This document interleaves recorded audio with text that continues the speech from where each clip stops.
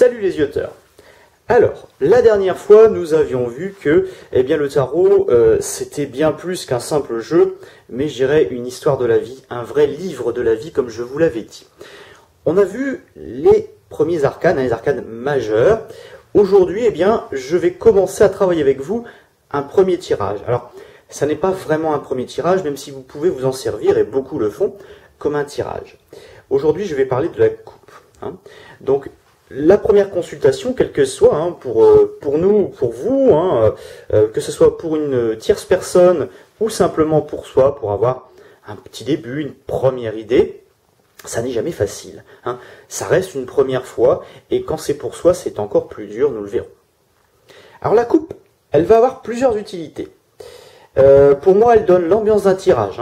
Vous vous demandez si un tirage sur un thème particulier est une bonne idée, par exemple.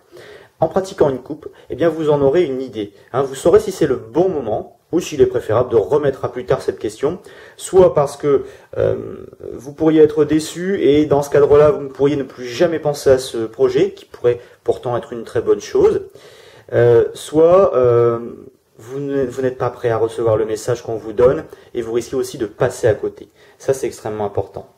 La coupe, elle peut permettre également de répondre à une question simple. Alors, qu'est-ce que j'appelle une question simple? Par exemple, cet entretien avec mon patron va-t-il être positif? Cet ami qu'on m'a présenté dernièrement est-elle quelqu'un de bien? Le temps de demain va-t-il me permettre de tondre la pelouse? Oui, c'est basique, d'accord, mais en même temps, j'ai dit des questions simples. Pour un début, moi je vous conseille de vous tester sur des choses simples, banales, qui n'ont pas vraiment d'impact sur votre vie, ou alors vraiment le moins possible.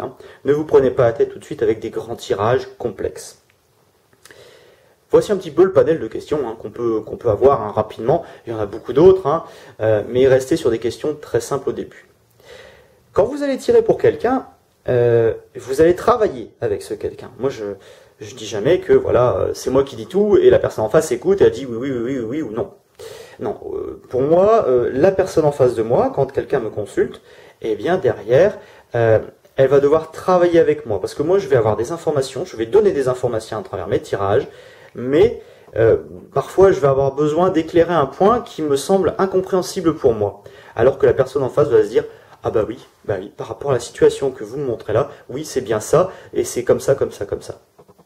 Et là, je vais dire, bon, par rapport à la suite, voilà comment ça peut se passer. C'est toujours un travail à deux. Alors attention, si vous allez chez une personne et elle vous pose des milliers de questions, ça va pas. Mais de temps en temps, vous verrez, les cartomanciens, les voyants, parfois aussi les médiums, vont vous dire, voilà, moi je vois ça. Par contre, il y a une chose que je comprends pas, il y a un terme que je comprends pas, il y a une image qui personnellement ne me parle pas, mais peut-être qu'à vous, elle vous parlera. C'est assez surprenant dans certains cas, on comprend pas tout, mais généralement à deux c'est beaucoup plus simple.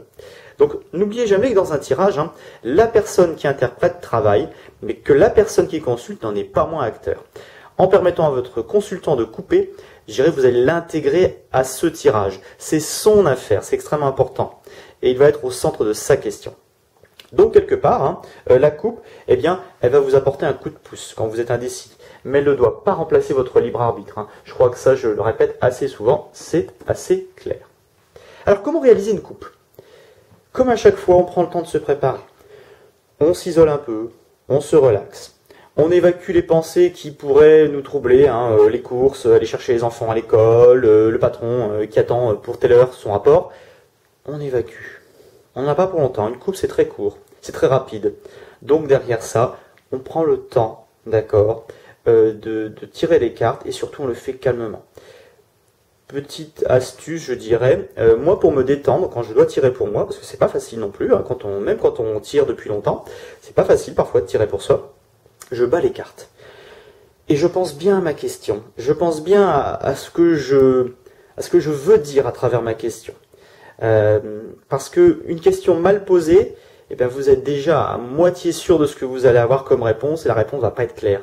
Donc des questions simples, des questions claires, avec, je dirais, une alternative assez faible quelque part. Ça peut être un oui ou un non.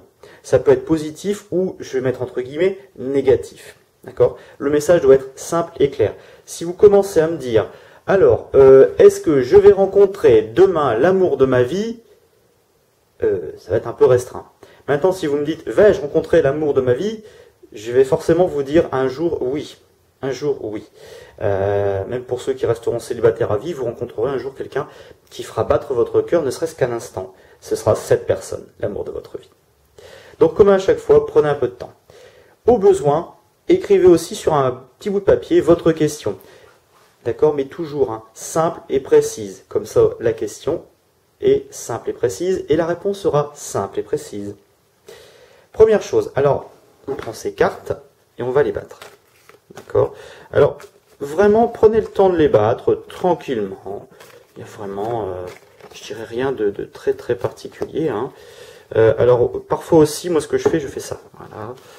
Je les prends, je les bats dans tous les sens. Alors, j'ai assez peu de place. Hop. Clac. Voilà, parce que moi je tire à l'endroit et à l'envers. Si vous voulez démarrer à l'endroit, il n'y a pas de problème. Alors évitez le pliage de cartes tel que je peux le voir de temps en temps. Moi perso, je trouve que c'est de la torture de cartes et je ne le fais pas. Si vous voulez le faire, jouez au poker. À chaque fois, restez bien concentré sur votre question. Et ensuite, vous allez prendre une partie du tas de la carte. C'est ce qu'on appelle couper. D'accord? Alors, certains disent il faut couper de la main gauche parce que c'est la main du cœur. Bon, il y a une vieille tradition effectivement qui dit ça. Alors, vous y fiez pas. Personnellement, moi, c'est l'acte. C'est, je dirais, l'idée que vous allez mettre dans votre acte qui va faire que ça va porter ses fruits. Ça n'est pas parce que je mets la main gauche ou la main droite, d'accord, que ça va impacter mon tirage.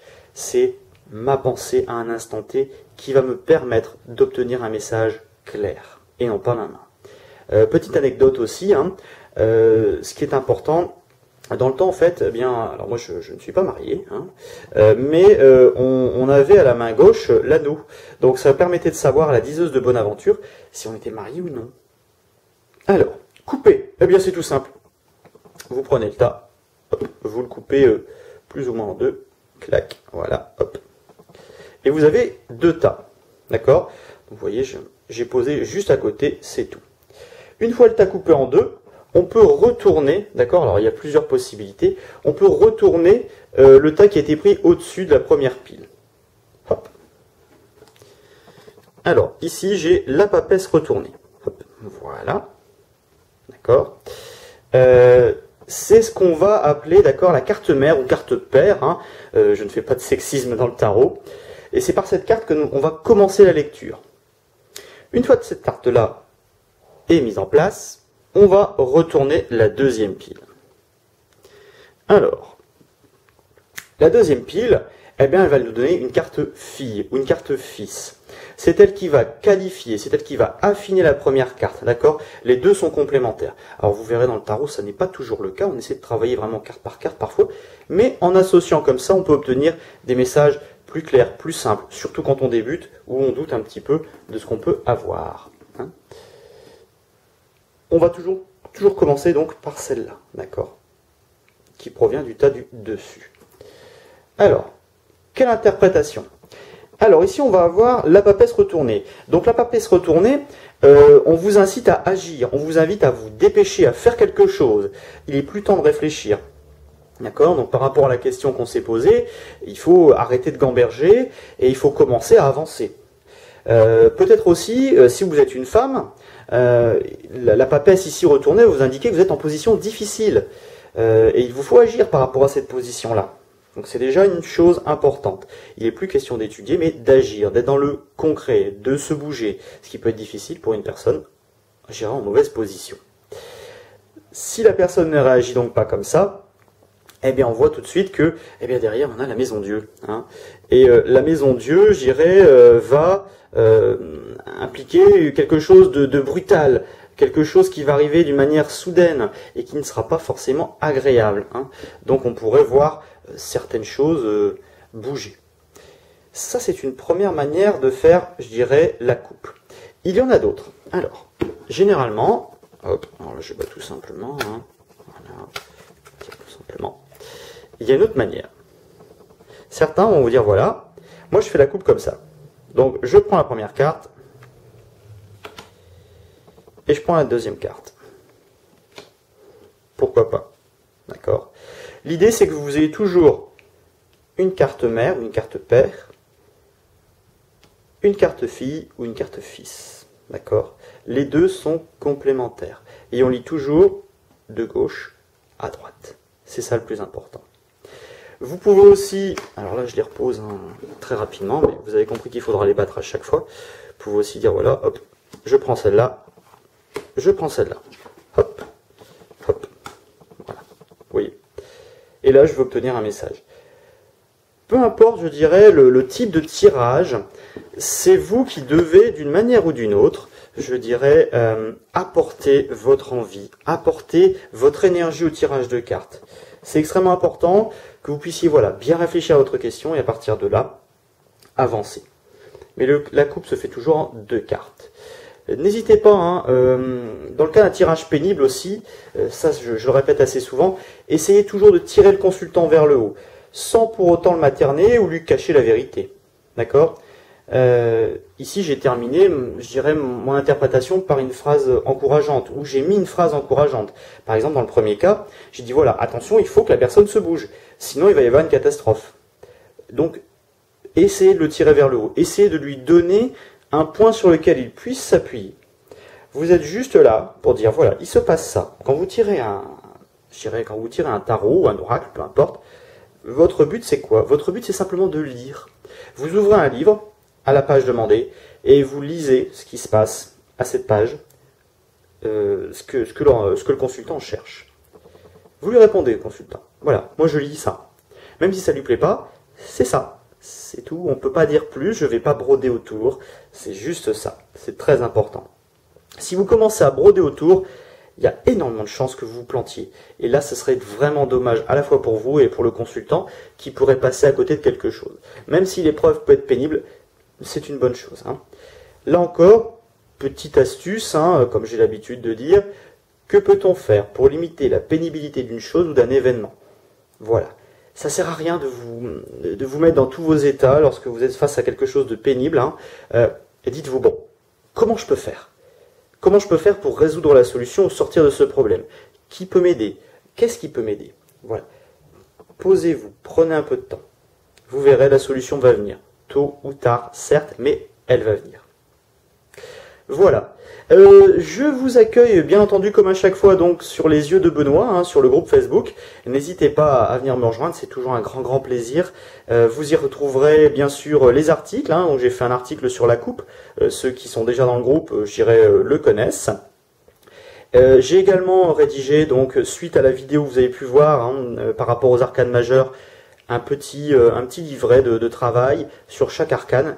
Il est bien sûr disponible pour vous et pour que vous puissiez travailler avec. Donc n'hésitez pas à vous saisir de ces deux choses pour pouvoir démarrer vos coupes. Très prochainement dans le groupe, hein, je l'ai dit, je vais tirer de plus en plus de coupes pour que vous puissiez travailler là-dessus avec moi et à la fin, je vous donne mon interprétation.